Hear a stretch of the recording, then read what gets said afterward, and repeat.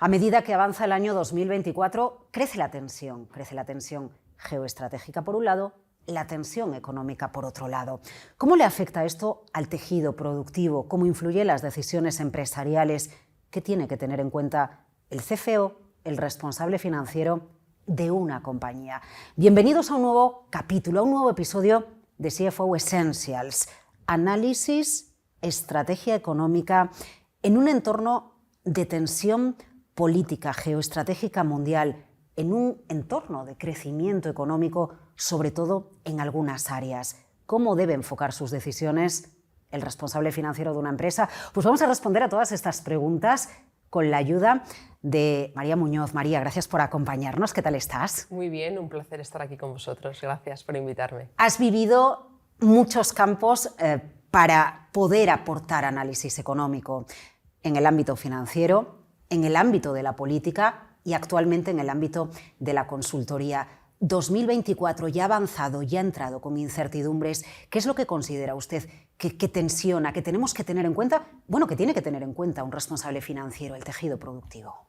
Sin duda, 2024 se puede caracterizar por el año de devolver la confianza, ¿no? Devolver la confianza a la ciudadanía, devolver la confianza a las economías, devolver la confianza a los gobernantes y, sobre todo, devolver la confianza a los empresarios, ¿no? De hecho, el título del último foro de Davos, ¿no?, que se celebró en Suiza este año, llevaba por título Devolvamos o devolver la confianza en una situación como la que radiografiabas también al inicio de esta charla, ¿no? Estamos en un contexto muy complicado, un contexto que podríamos definir cargado de incertidumbre y en algunos aspectos peligroso, ¿no? Peligroso en cuanto pues, a la geopolítica, a las guerras que estamos pues, viendo todos los días en las noticias, la cuestión del clima, la sequía, todos los movimientos migratorios que afectan, ¿no? O que se ven afectados por este cambio climático, la irrupción de las nuevas tecnologías como la inteligencia artificial, las políticas monetarias. O sea, digamos, es un conjunto de situaciones que a los economistas o a la gente del sector nos gusta llamar geoeconomics, ¿no? O sea, es no solo economía, sino también toda la parte de estrategia y toda la parte geopolítica que influye de lleno, que da de lleno en las decisiones pues que debe adoptar un consejo de administración o que debe tener en cuenta un director financiero de una compañía, ¿no?, de una empresa. La confianza es que es clave, además, para tomar decisiones económicas, para decidir invertir, para decidir irse a un nuevo mercado, para entender cómo puede ir mi negocio, mi facturación, mis cuentas, mi tesorería. No, pero María, usted usa la palabra peligroso, ¿no? Y al final, ¿cómo conseguimos tener confianza en un entorno en el que efectivamente hay muchos frentes, ¿no? Se levantan unos, bajan otros, no sabemos lo que va a durar el nuevo frente que se levanta. Eso complica la labor de ese consejo de administración que usted cita. Totalmente.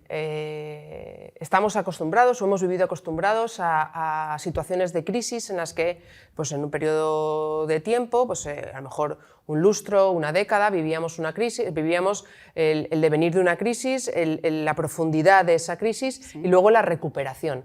Nos encontramos de unos años a esta parte viviendo una permacrisis, ¿no? Es decir, son crisis que no acaban de solventarse y se solapan unas encima la cadena de suministros de otros. Efectivamente, pues tenemos el ejemplo de aún no habíamos acabado de recuperarnos de esa crisis financiera, después vino una crisis de deuda, la crisis del euro. Empiezan las economías de la zona de euro un poco a recuperar tracción, nos viene una pandemia, se para la economía europea, se para la economía mundial, tenemos ese riesgo, ese peligro o esa caída, ¿no?, parón de la crisis de suministros globales, ese cuello de botella en los que pues volver a arrancar la economía cuesta, porque la deslocalización de muchas fábricas afecta, ¿no?, a un país poco productor o que depende mucho de las importaciones de países asiáticos para determinadas producciones y desarrollo de las economías regionales de la zona euro, pero es que eso empieza a afectar de lleno en la inflación, pero es que a continuación nos viene una guerra, ¿no? El ataque de Rusia a Ucrania en las puertas en la frontera de la Unión Europea, con la implicación de los países del Tratado Atlántico Norte, con esa digamos, discusión en el centro, en Bruselas, de qué país, si nos implicamos, si no nos implicamos, si ayudamos, si mandamos dinero, si mandamos armas, quién ayuda más, ¿no? Y un conflicto que se esperaba bueno, pues pasajero, digamos, relámpago, ¿no? Lleva ya más de 2 años en el foco de tensión, la inflación se dispara aún más, tenemos una crisis de precios, tenemos una crisis energética, y cuando parece que bueno, entra la política monetaria de los bancos centrales europeos a atajar el problema, quizá un poco más tarde que en Estados Unidos, y cuando ya parece que eso puede estar resolviéndose, tenemos el ataque terrorista de Hamas en Israel, la respuesta de Israel en Gaza, y bueno, hasta ayer mismo, hasta esta noche mismo, pues esa entrada de Irán en el conflicto a la que todo el mundo pide una solución, digamos, diplomática y tranquilidad para que la escalada no vaya más. Y cuando hablo de peligros me refiero a eso, ¿no? Una entrada de terceros países en el conflicto que hay ahora mismo en Oriente Medio, pues puede ser un aliciente más para un conflicto bélico mucho mayor en la que nos tengamos que ver implicados muchos más países, ¿no? O sea, que eso quiero dejar claro que no es una cuestión de mañana estar en guerra, pero sí de que nos puedan afectar financieramente o psicológicamente, ¿no? Un poco a las decisiones que tomemos como empresarios o como ciudadanos. De hecho, la guerra entre Rusia y Ucrania ha puesto al desnudo a la economía alemana, una economía que está atravesando un bache brutal, se siente mucho en el sector inmobiliario, pero en toda su industria. De momento a nosotros parece que no nos toca, ¿no? Que en España crecemos, que la actividad empresarial crece. Si yo soy CFO de una empresa y me siento con usted en un despacho y le digo, ayúdeme a entender si puedo seguir tranquila en mis decisiones empresariales en los próximos meses, ¿qué me encuentro? ¿Referencias a Alemania, a la energía y a la inflación o tengo que mirar más por el día a día de mi negocio? Pues te voy a contar un poco la experiencia mía del día a día, ¿no? Como consultora en asuntos políticos, en asuntos públicos, hacemos asuntos políticos, hacemos asuntos también normativos, económicos y informes de estrategia para esos consejos de administración, ¿no? Y cuando tú te sientas con un cliente, le dices que tiene que tener en cuenta parámetros o circunstancias de corto plazo, de medio plazo y de largo plazo, ¿no? Como también a cualquier inversor, sí, claro, a los que en algún momento también en mi vida pasada profesional he tratado, ¿no? Hay que hacer una planificación de estrategia que tenga en cuenta pues todos estos inputs o todas estas circunstancias, ¿no? Tiene que tener en cuenta la situación económica española, es positiva, ha empezado el año bastante bien, de hecho estos días atrás el Fondo Monetario Internacional ha corroborado esa buena marcha de la economía española, vamos, anticipando que seremos la segunda economía que más crezca en el 2024 por detrás de Estados Unidos y en 2025 por detrás de Canadá, y son unos datos afianzados y corroborados por todos los organismos, incluso las propias previsiones que van saliendo van corrigiendo las anteriores, ¿no? Pero no debemos confiarnos solo en la marcha de la economía española, porque la marcha de la economía española también depende de la marcha de la economía de nuestros socios comerciales o de nuestros vecinos, en este caso europeos, o cómo va el ritmo de las exportaciones, que hasta ahora también ha sido un dato muy dinámico, pero empieza a resentirse por esa marcha de la economía, pues podamos decir, francesa o de la economía alemana, ¿no? Entonces, hemos de tener en cuenta, sí, cómo crece la economía española y lo bien que va la economía española. Hay riesgos que no podemos dejar pasar, que son las economías que nos rodean, cómo la política monetaria, la actuación de los bancos centrales va a incidir en mis decisiones económicas, con bajadas de tipos de interés, o en este caso se prevé que empiecen a bajar los tipos de interés, esa anormal subida este ciclo que hemos visto hasta hace unos meses para contener la inflación disparada a causa de la guerra y los precios de la energía, pues se están manteniendo estables, pero todavía no llega a ese cambio de paso, ¿no? esa bajada de los tipos de interés, porque hay una cara B de la inflación que si quieres ahora te comentaré. Hay que tener en cuenta todo esto económico, ¿no? Cómo le va al resto de países y qué política monetaria va a llevar a cabo el Banco Central para saber cuánto me cuesta pues, endeudarme, o si puedo contratar a más personal, o si puedo invertir en bienes de equipo para mis empresas o para mis centros de producción, etc.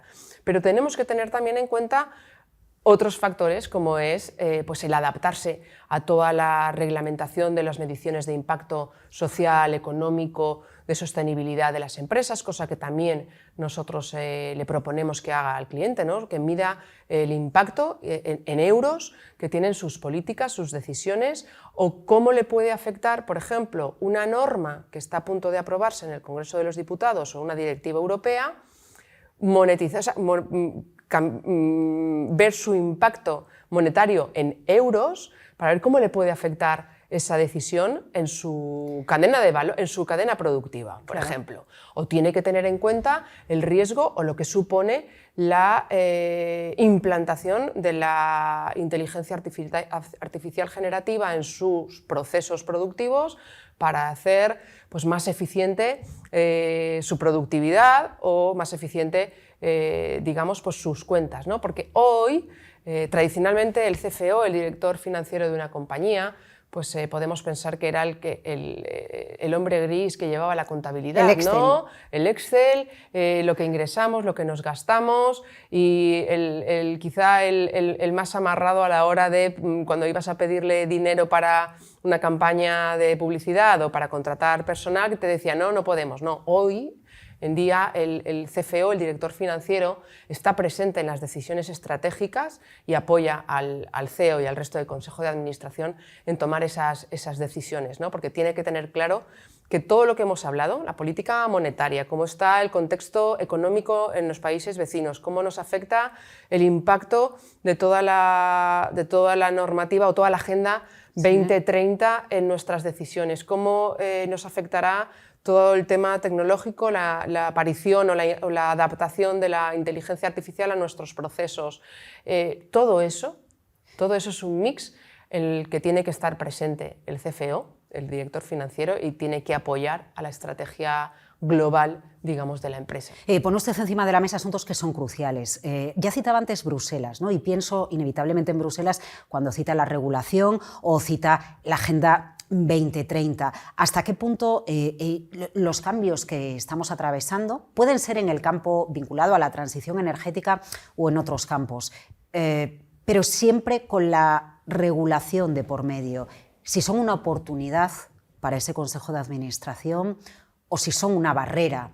¿Hasta qué punto hay que anticiparse a lo nuevo en lo que se está trabajando y va a venir, y eso abre con unas nuevas reglas de juego? Al final un cambio en la regulación son unas nuevas reglas del juego, o eso supone tener que virar completamente una estrategia y me hace menos competitivo. Yo entiendo que ese es uno de los asuntos que en Petit Comité, a un equipo directivo en el que también está el CFO, más inquieta. Totalmente. De hecho, digamos, la anticipación nos permite generar influencia en el decisor, y cuanta mayor anticipación, mayor éxito para nuestra compañía, ¿no? Eso también es una de las cosas que yo trato a diario, ¿no? La posibilidad, el poner encima de la mesa la anticipación a cualquier normativa, a cualquier contexto regulatorio que sepamos que va a producirse, como uno de los riesgos que tiene que tener presente un CFO o un CEO de una compañía para tomar sus decisiones estratégicas, ¿no? Y ese proceso de anticipación te decía que te permite la influencia, porque te va a permitir ir por delante ir por delante de los cambios regulatorios y normativos, ¿no? Tenemos Bruselas, que es una fuente insaciable normativa y de regulación, y sabemos, bueno, tenemos la suerte de saber que, salvo determinadas normas, en general las directivas tienen 2 años de traslación o de transposición para ir digiriéndolas, digamos, en la regulación, en la normativa nacional, pero desde que salen de Bruselas o cuando están en trílogos, en la negociación previa a llegar al acuerdo en el Parlamento Europeo y que sea votado allí, uno ya debería, si quiere tomar buenas decisiones, ya tener conocimiento de todo lo que va a cambiar. De todo lo que va a cambiar o cuáles van a ser las líneas estratégicas a seguir para poder adaptar la estrategia de su compañía, la estrategia de hacer aprovisionamiento de stock o hacer inversiones determinadas. O apostar por un sector que va a estar en auge. Apostar por un sector en auge. Porque Bruselas decide que por ahí hay que ir. Efectivamente, porque por ahí vamos a ir y quizá tengan que cambiar toda su estrategia. Yo siempre pongo el mismo ejemplo. En pandemia, muchas compañías tuvieron que dejar de fabricar zapatos para dedicarse a coser con esa misma maquinaria que cosían calzado, ¿no? El cuero a la suela, a la goma de la suela, a coser mascarillas contra las FFP2, ¿no? Contra el COVID, ¿no? Las mascarillas respiratorias. Bueno, pues eso se hizo en tiempo récord, en un momento de estrés de un sector, de un tejido empresarial. No siempre tenemos que vivir así y trabajar así. Si es posible tomar decisiones con mucha más anticipación, con mucha más tranquilidad y apuntar a que vayan a ser exitosas, pues mucho mejor para todos, ¿no? Por tanto, la anticipación permite ganar influencia y esa mayor anticipación te augura mucho más éxito en tu objetivo final, que no es otro que ganar dinero, poder crear empleo y generar riqueza. Claro, entiendo que una empresa tiene que tener táctica a más corto plazo, tiene que tener estrategia a más largo plazo, sabiendo cómo va a cambiar el escenario. Fíjate, María, escucho muchas quejas en Europa respecto a cómo hacemos las cosas aquí, ya que estamos en episodio vinculado a Bruselas. Claro, yo me he puesto azul, modo europeo. Hay muchas quejas desde el tejido productivo acerca de cómo se hacen las cosas en Estados Unidos, con las ayudas y con la promoción, en esa parte de relocalización o desglobalización parcial que vivimos, ¿no? Derivada de todo ese conflicto que usted describía antes, de toda la tensión y los diferentes puntos de tensión en el planeta. Estados Unidos opta por una ayuda más directa. En Europa el proceso, sin entrar ya en innovación y productividad, que luego entramos, pero aquí el proceso es mucho más lento. Y desde Bruselas se nos contó, se nos dijo, se nos vendió que venía un chute económico de millones, que es espectacular. Lo que sucede es que como directivos tampoco podemos quedar quejándonos y pataleando, ¿no? Hay derecho al pataleo, pero no nos podemos quedar quejándonos. En Europa las cosas van de otra manera. Nos gustaría que todo viniera más directo, pero no podemos esperar a que vengan los millones. Podemos hacer a los procesos, acudir a licitaciones de fondos, ¿no? Pero aquí trabajamos de otra manera. Aquí en el continente europeo se trabaja de otra manera y tenemos que recordar o tener presente que cómo está la forma jurídica, si me lo permitís, que tiene Estados Unidos no es la misma que tiene la Unión Europea. Aquí la Unión Europea es una unión económica y es una unión monetaria, pero no tenemos una armonización fiscal, no tenemos una armonización administrativa, no tenemos una armonización, o sea, somos un montón de Estados miembros que cada uno hace las cosas a su manera. Incluso cuando va a negociar cosas con Bruselas hay debates larguísimos y los hemos vivido tú y yo como profesionales hasta hace poco, estos consejos europeos eternos en los que las negociaciones se prolongan hasta altas horas de la madrugada porque nadie quiere ceder ni un mínimo de su, digamos, de su independencia también decisoria.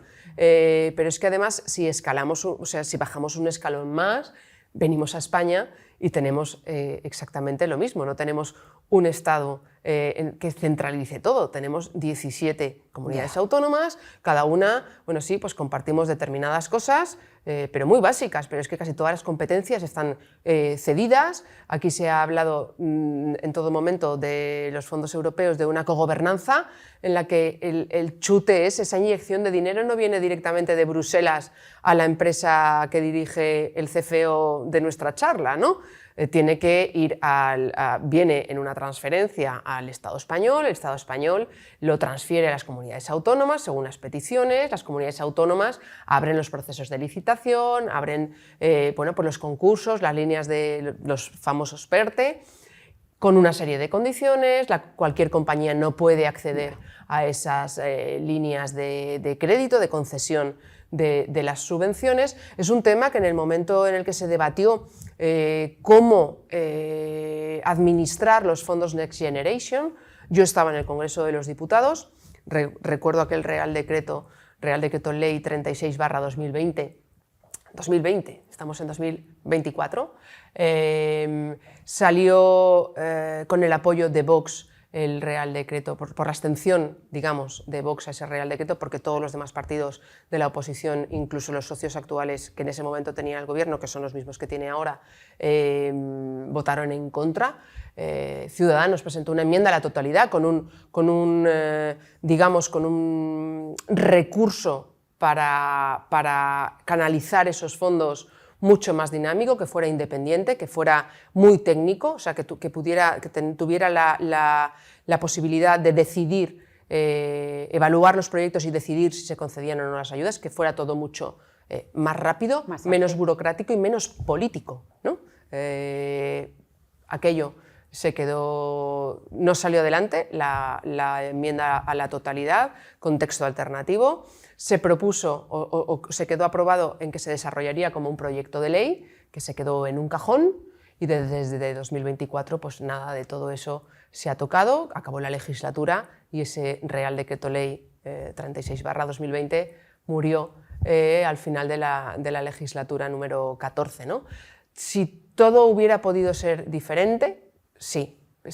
Si me preguntaran, ¿no?, si todo podía haber sido diferente, digo que sí. También es cierto que nos ha costado muchísimo arrancar y poner de acuerdo a todas las comunidades autónomas y a todas las administraciones, entes locales incluidas, pero ya podemos decir que esa velocidad de crucero de la que tanto hablaba o presumía el Ministerio de Economía en su momento ya ha llegado. Ya hay 34.500 millones miles de millones de euros de fondos europeos que han llegado a la economía. El Gobierno ha presentado la semana pasada, creo, una herramienta para poder, digamos, monitorizar la llegada de estos fondos, en qué estado están en cada comunidad autónoma, en cada sector industrial. Creo que es una herramienta que se llama ELISA para monitorizar todo esto, y podemos decir que, bueno, esa velocidad de crucero pues puede haberse alcanzado 2 años tarde, a casi 2 años de que estamos en el ecuador, digamos, de esos fondos europeos. Veremos si conseguimos ya no velocidad de crucero, sino ese motor tractor que impulse a la economía, ¿no? Facilite mejore la productividad, facilite todos los procesos productivos, la contratación, etcétera, contratación de calidad, y que veamos realmente su impacto en el PIB, que hasta ahora no hemos visto ese impacto real de esos 170.000 millones que nos tendría que dar Bruselas. Fíjate, 170.000 millones entre la primera parte de los fondos Next Generation más la adenda, y sabemos que han llegado a la economía real pues 34.500, fíjate si nos queda, ¿no? Por ese motivo entiendo que un CFO o un equipo directivo de una empresa no puede estar esperando, aunque acuda a las convocatorias en los campos en los que pueda trabajar, a que llegue ese dinero de manera directa, ¿no? Como sí que está sucediendo en Estados Unidos. Entre tanto, hay que tomar decisiones que hay que tomar intentando no perder innovación, vigilando la competencia. Ahora parece que la inflación está un poco más controlada. Sí hay la inflación, pero más controlada. pero todavía, por ejemplo, tenemos reclamos salariales para intentar igualar la subida del coste de la vida a lo que piden los trabajadores. ¿No? Esa permacrisis que usted citaba antes, ese término, al final lo que le obliga a un equipo directivo es a estar pensando de una manera constante, anticiparse a lo que va a venir o reaccionar a lo que ya está sucediendo.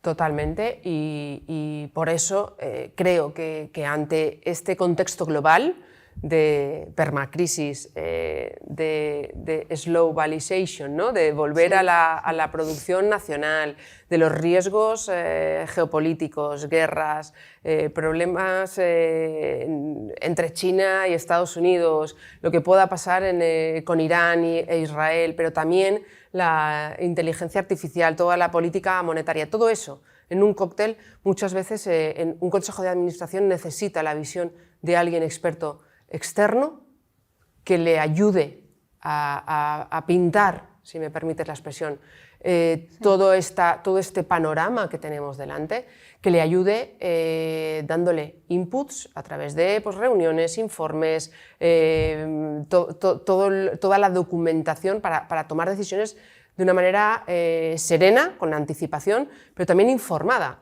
Porque otro de los problemas que no hemos citado hasta ahora es que en ese problema de la desconfianza general que hay, tenemos una incógnita más, que no es incógnita porque la tenemos perfectamente reconocida, pero es una incógnita más en la ecuación, ¿no? Que es la desinformación. Todo lo que está sucediendo con la desinformación, cómo la falta de ética en determinados usos de la tecnología incide en decisiones estratégicas, incide en políticas, incide hasta en elecciones, ¿no? en procesos electorales. Todo eso hay que tenerlo en cuenta y creo que un equipo directivo, donde está el CFO, tiene que contar con alguien especializado, alguien externo a su compañía, que le dé esa visión, esa perspectiva más global y más, digamos, holística, si me permites la expresión, más 360 de todos los frentes que tenemos abiertos en esta permacrisis en la que estamos instaurados. Has hablado o mencionabas en tu pregunta, en tu comentario, el tema de los salarios, ¿no? Y hemos hecho antes mención a la inflación, así que si me permites, sí. La inflación es un fenómeno que es bastante peligroso, es uno de los peligros de los que hablaba al principio, y perdón por la expresión, pero así económicamente la inflación es un impuesto a la pobreza, es un impuesto silencioso y es un impuesto que puede cambiar hasta... Es un fenómeno que puede cambiar hasta gobiernos, ¿no? La inflación en un momento determinado en nuestras economías, recuperados de la pandemia, viene la crisis de abastecimiento, ¿no? Las cadenas las cadenas de suministros globales, empieza a repuntar la inflación y se acentúa con la crisis de Ucrania y sus precios de la energía. En un momento determinado tenemos aquí el foco de un agente externo, digamos que puede ser pasajero, temporal, que afecta a la subida de los precios. Ese factor exógeno se mantiene quizá un poco más de lo esperado en el tiempo y empieza a reclamarse una subida de salarios para hacer frente, digamos, al precio, al coste de la vida. Se traslada ya esa inflación que era, digamos, exógena o externa a la economía doméstica. Ya está en los salarios, ¿no? Los salarios empiezan a subir para poder afrontar la cesta de la compra y pagar los recibos, la hipoteca y comprar pan, ¿no? Cuando ya están los salarios en un alza, ¿no? Y además ha subido el salario mínimo interprofesional y los convenios colectivos que se están negociando incluyen también subidas salariales, pues vemos cómo los precios no bajan, pese a que la fuente, el factor externo de esa subida de precios sí que ha bajado. De hecho, ha habido gracias a la acción de los bancos centrales, pues ha habido una bajada de la inflación. También pues el coste de la energía ha sufrido una importante bajada. Y sin embargo, los precios del consumo, digamos, habitual y diario corriente de una familia o de una empresa, no acaban de bajar. Y esto se debe a que hay un fenómeno que también es peligroso cuando se da con la inflación, que es la baja productividad. ¿Por qué es peligroso? Porque fabricar lo mismo al empresario le cuesta más, le ha subido el coste laboral, pero fabrica lo mismo o fabrica menos, pero encima lo tiene que vender más. Y es la cara B de la inflación, esa inflación, digamos, secundaria, esa espiral inflacionaria en la que nos encontramos ahora, donde los costes laborales unitarios, que es lo que me cuesta fabricar una pieza o una unidad de lo que yo vendo o fabrico, me cuesta mucho más porque me han subido los costes laborales, ¿no? Y es ahora mismo ese coste laboral unitario el que está monitorizando, viendo, vigilando el Banco Central Europeo para saber si baja tipos antes o después, porque mientras siga alto el coste laboral unitario, seguirán subiendo los precios. ¿Por qué? Porque las cosas, el empresario produce y vende más caro. Por tanto, las cosas cuestan más y la gente seguirá reclamando subir sus salarios, o sea, y es una espiral, efectos de segunda ronda que llevan a una espiral inflacionista. Claro, pero entiendo, deduzco de sus palabras, María, que si se producen subidas salariales con origen en la inflación, ¿no? Pero al final subidas salariales. Pero nosotros incrementamos, las empresas, mi empresa, incrementa la productividad de una manera brutal. Bueno, pues bienvenido sea la subida salarial, ¿no? Por supuesto, es que... Pero estamos anclados en ese otro problema. Claro. Estamos anclados en el problema de economistas a un lado diciendo la productividad no aumenta, los políticos a otro diciendo, bueno, la productividad no está tan mal, buscando siempre, sobre todo los políticos que están gobernando, no tanto los políticos que están en la oposición. No, pero en medio está la empresa. Que entiendo que cualquier empresa, cualquier consejo de administración en el que nos hemos colado hoy, en este episodio de SEO Essentials, dice, no, sí, yo quiero aumentar la productividad, pero no tengo tan claro las fichas que tengo que mover, o si las tengo claras, si para aumentar la productividad tengo que invertir mucho en innovación o mucho en tecnología, y como los tipos están más altos, depende de la liquidez que disponga o de lo que opinen mis accionistas, lo puedo ejecutar o no lo puedo ejecutar, ¿no? Ese es un dilema. Es un dilema y es un dilema grande. La productividad en España está por debajo de la media europea y además el fenómeno no solo es que estamos por debajo de la media europea, sino que cada año que pasa el decalaje, el gap entre la productividad europea y la productividad española aumenta, ¿no? Entonces, es donde está ahí el riesgo. Lo que hay que hacer es mejorar la productividad y es una de las tareas que tenemos pendientes en España. ¿Cómo podemos mejorar la productividad? Pues podemos mejorar a través del talento, a través de la formación de nuestros empleados, a través de la flexibilidad los horarios laborales.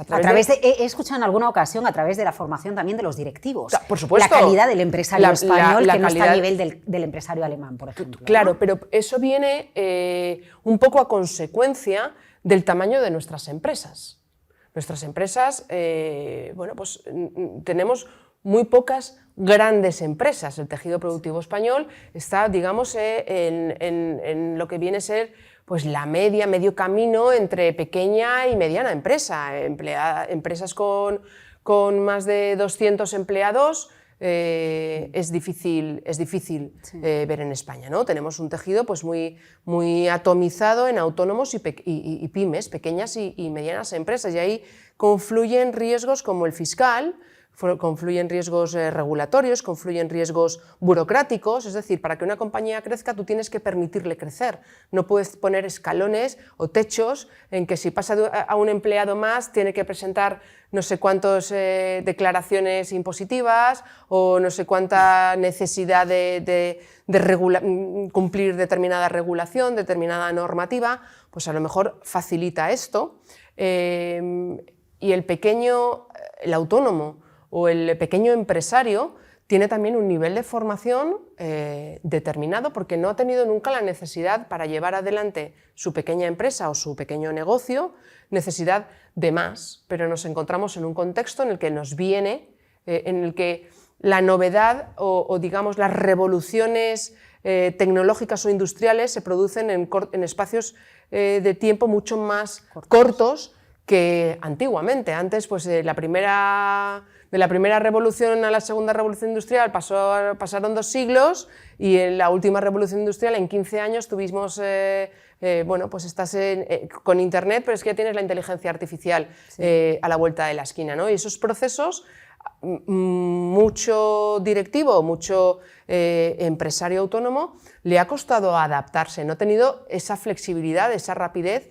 de hacerlo y adaptarlo a su compañía. Falta también mucha pedagogía, pedagogía económica, y me voy ahí al tema de la educación directamente, ¿no? Formar a las futuras generaciones en un montón de conceptos económicos para que sepan tomar sus propias decisiones y sean gente formada desde que alcanza la mayoría de edad, para qué sirve una tarjeta de crédito o qué es la TAE, ¿no? O qué es la TAE de un préstamo, o si voy con los ingresos que tengo ahora, no con los ingresos que tengo ahora, sino con los que tenga dentro de 20 años, poder hacer frente a una hipoteca si mis circunstancias laborales, profesionales o vitales cambian, ¿no? Entonces, todo esto es lo que tenemos ahora, y con todo esto es con lo que tenemos que lidiar, y con todo esto es con lo que tenemos que tomar decisiones, y por tanto la productividad es un factor importantísimo en el que todos tenemos que estar implicados, la sociedad,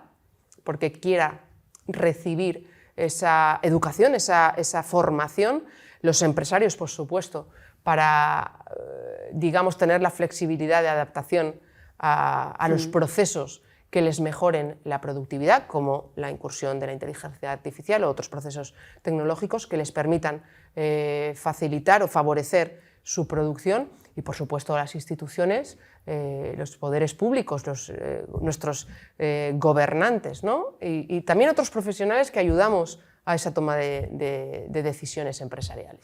La productividad es clave, el entorno geopolítico también.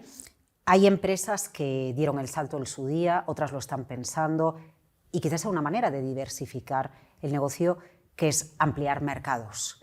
Claro que ahí sí que se necesita inteligencia económica. Usted citaba antes la desinformación. Lo que yo necesito si quiero abrir un nuevo mercado, sea para instalarme, sea para exportar, es toda la información que pueda de por qué un mercado u otro mercado me puede convenir, hasta qué punto esos conflictos geoestratégicos pueden acabar afectando a ese mercado, o incluso cuando a veces el tejido empresarial intenta permanecer un poco ajeno a las tensiones políticas, pero mantener, ¿no?, las relaciones comerciales. En este consejo, en esta sala en la que estamos, si le planteo, estamos mirando 2 o 3 mercados, ¿qué hacemos? ¿Es buen momento 2024 para la diversificación geográfica de un negocio, María? Teniendo en cuenta todos estos riesgos y estas incertidumbres, habría que no es mal momento para echarle un vistazo, cruzar el charco y mirar Latinoamérica y Caribe. No es mal momento tampoco para mirar África. Me mantendría, digamos, un poco alejada ahora mismo de Oriente Medio, ¿no? Y Europa, yo pienso que nuestras empresas, nuestras compañías, pues ya tienen mercado abierto, y son buenos, con buenas relaciones comerciales. Pero no solo hay que diversificar, digamos, geográficamente, sino que también hay que tener en cuenta las megatendencias, ¿no? ¿Hacia dónde va el mundo? El mundo va hacia escasez de agua y sequías con cambios migratorios, movilidad internacional, no solo hablemos de movimientos migratorios desgraciadamente, pues con los subsaharianos que llegan a España en busca de una vida mejor en pateras o cayucos, ¿no? Busquemos profesionales o gente con un nivel de estudios determinado que pretenden o quieren, se interesan por vivir en otro continente o en otro lugar en el que tengan oportunidades profesionales o que se vivan mejor, tengan mejor calidad de vida, por la gastronomía, por el clima. Hay que tener en cuenta esas tendencias migratorias para enfocar también tu estrategia productiva, por ejemplo, o dónde te tienes que enfocar. Tenemos que tener también presente el proceso del envejecimiento de la población, es decir, nos encontramos cada vez más con sociedades silver, ¿no? O sociedades cada vez más viejas, pues muchas estrategias de negocios tienen que ir encaminadas a alargar el estado del bienestar de las personas que vamos a vivir más años, ¿no? Esto también puede marcar una línea estratégica de inversión o de producción, que es no solo fijarse en los jóvenes o no solo fijarse en el nicho de niños de 0 a 3 años o bebés o recién nacidos, sino en enfocar tu cadena de valor o tu producción a hacer mejor la vida a las... Bueno, es que ahí tiene un gran reto, por ejemplo, el sector farmacéutico, y es en donde está, el sector farmacéutico, ¿no? El sector sanitario en general, pues tiende a enfocar pues su producción o su estrategia más a largo plazo a esa tendencia, pero son tendencias evolutivas de por dónde va el mundo, y tenemos claro que el mundo va a un sitio más viejo, a un sitio con problemas climáticos, sobre todo escasez de agua y escasez de alimentos, a un mundo con grandes movimientos migratorios a nivel internacional, y a un mundo donde la tecnología va a ser clave, entrando de lleno en la inteligencia artificial generativa, ¿no? Porque ahí habrá oportunidades, desaparecerán unas empresas y nacerán otras. Y nacerán ¿no? otras, por supuesto. Como vivimos en los 90 con la llegada de Internet, efectivamente, por ejemplo, ¿no? Efectivamente. Yo creo que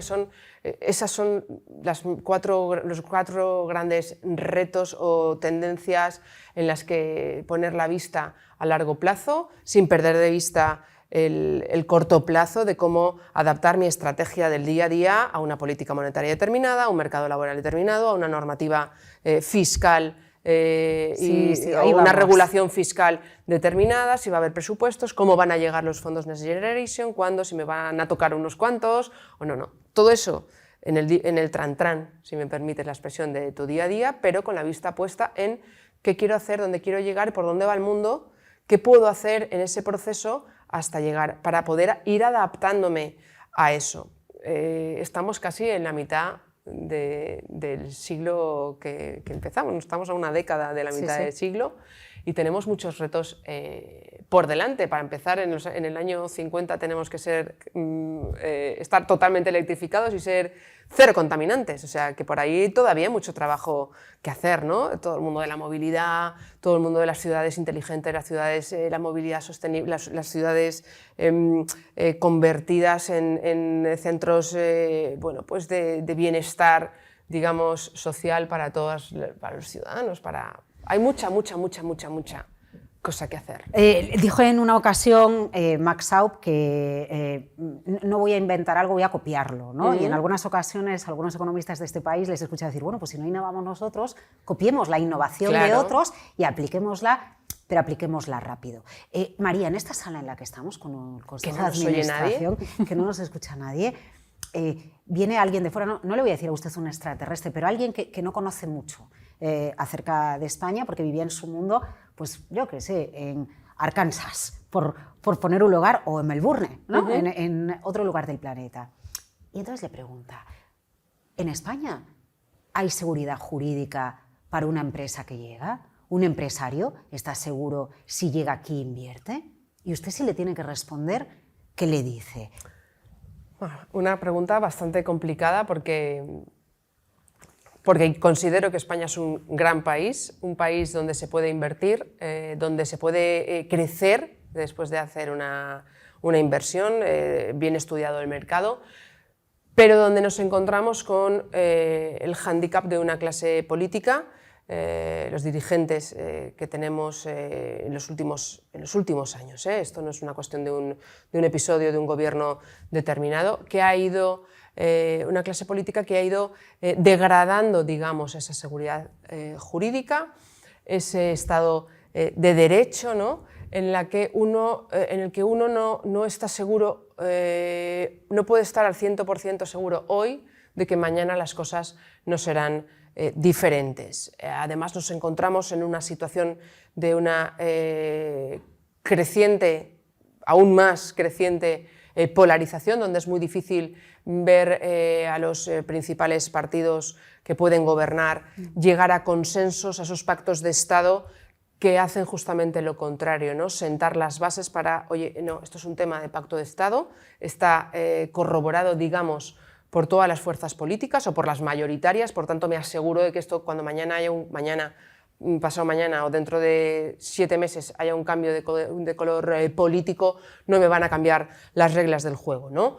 Eso hoy no lo tenemos, por desgracia, en España, ¿no? No sabes qué cosa va a incluir o va a afectar a tu sector, porque quizá en el Consejo de Ministros dentro de 3 semanas se apruebe a través de una cláusula o mediante Real Decreto Ley. Ahora mismo España se está gobernando sin presupuestos, con los presupuestos prorrogados. Efectivamente, se puede gestionar un país sin presupuestos actualizados, pero no se pueden tomar decisiones que no tengan, digamos, su amparo presupuestario. El Parlamento está tan fraccionado que sacar adelante una ley va a ser muy complicado, hasta que por lo menos no pasen las elecciones estas vascas este fin de semana, las catalanas, incluso, me atrevería a decir, las europeas, no va a haber trabajo legislativo, aprobación de leyes en el Congreso, en el Parlamento español, pero sí que puede gobernar a golpe de Real Decreto Ley. Entonces, tú no sabes mañana qué te vas a encontrar. Obviamente no puede meter nada fiscal, no puede crear figuras impositivas a través de un Real Decreto Ley, pero sí que te puede modificar una norma sobre los arrendamientos o sobre la vivienda. Y tú eres un inversor que te dedicas a pisos turísticos o, oye, soy rentista, ¿no? Mi familia tenía un gran patrimonio y yo gestiono los alquileres de las naves o de los edificios. Mañana igual tienes un impuesto a la vivienda vacía. Y pues a lo mejor, pues no lo sé, pues a lo mejor no me interesa, o tienes una ley que te pone un tope, te fija el tope máximo de tu incremento del alquiler. Pues a lo mejor por eso, el riesgo que asumo alquilando un piso por lo que voy a recibir, porque me han puesto un techo en lo que puedo cobrar de alquiler, no me interesa sacar el piso al mercado. Y con eso es un ejemplo perfecto de inseguridad jurídica, ¿no? Pues con eso puede pasar con todo, ¿no? Entonces, la situación hoy, España sigue siendo un gran país donde invertir, hay interés inversor en España, soy consciente. Y la balanza de pagos nos está diciendo que sigue entrando dinero. Sigue entrando dinero, pero debemos tener cuidado y estar precavidos por ese deterioro de la seguridad jurídica y ese deterioro del Estado de Derecho en el que estamos inmersos. El reto es grande porque la población envejece, porque hace falta seguir sosteniendo el estado de bienestar, porque las administraciones, en función del sesgo político, ejecutan de una manera o de otra, y en medio están las empresas, ¿no? Y en medio están las empresas que lo que quieren es tener más clientes, mejorar sus márgenes, y todos sabemos que cuando una empresa mejora su facturación y mejora sus márgenes, en general está predispuesta a mejorar las condiciones de todos los stakeholders, ¿no? Mirar a sus accionistas, pero también mirar a sus empleados o a sus proveedores, ¿no? Y ese es el entorno que sí que querríamos que fuera un poquito más rápido, o al que pudiéramos darle un empujón, aprovechando, usted citaba las previsiones del FMI, aprovechando que nos hemos convertido en el motor económico de Europa, que aprovechemos este buen momento para dar un empujón, de esos que arrastra a las empresas, que le dé un empujoncito, ¿no? Las empresas, el empresario, sea de una multinacional o sea un autónomo, las empresas son el motor económico de una sociedad, de una economía, de la economía española. A las empresas hay que dejarles hacer, hay que dejarles crecer. Cuanto más crezca una empresa, cuanto más facilidades tenga, cuanto menos trabas, cuanto menos palos en las ruedas se le ponga fiscales a la hora de contratar, cuanto menos palos en las ruedas se les ponga a una empresa, mejor nos irá a todos, porque las empresas son máquinas de generar riqueza, generan riqueza, generan empleo. Si generan empleo, la gente está con sueldo, con dinero en el bolsillo. Si tiene dinero en el bolsillo, compra, consume, hace previsiones de inversión, se compra una casa. Y tenemos mejores ideas para un viaje, reportar en la empresa, contento, ¿no? Claro. Son el motor económico de un país.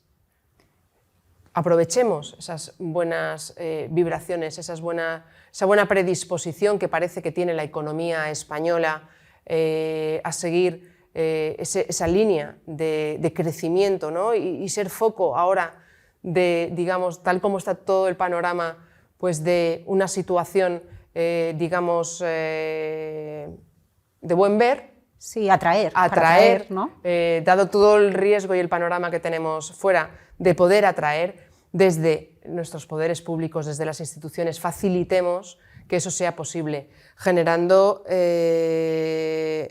una regulación que no sea, digamos, que no impida ese crecimiento, que no penalice a las empresas, a sus negocios, que facilite la seguridad jurídica, ¿no? Que llame a la seguridad jurídica, que atraiga todavía más inversión a España. Yo creo que es muy fácil hacerlo. El problema es que pues, bueno, nuestros dirigentes políticos pues, miden sus previsiones en cuanto a las encuestas, ¿no? Tienen en cuenta más su interés, digamos, particular o partidista, de que voy a sacar en la próxima elección, ¿no? Cuando se abran las urnas, y no esa visión estratégica de país. Gracias por esta charla al Consejo de Administración, Me ha encantado. al CFO. María, muchísimas gracias por acompañarnos. Y fíjese que me quedo con muchas ideas de esta charla que hemos tenido con María en este nuevo episodio de CFO Essentials, pero invitándoles a reflexionar sobre una en concreto que nos dejaba María Muñoz: anticiparse en una permacrisis. Es una buena receta para los empresarios, para los directivos, en una tensión permanente en el año 2024. Gracias. Gracias a vosotros.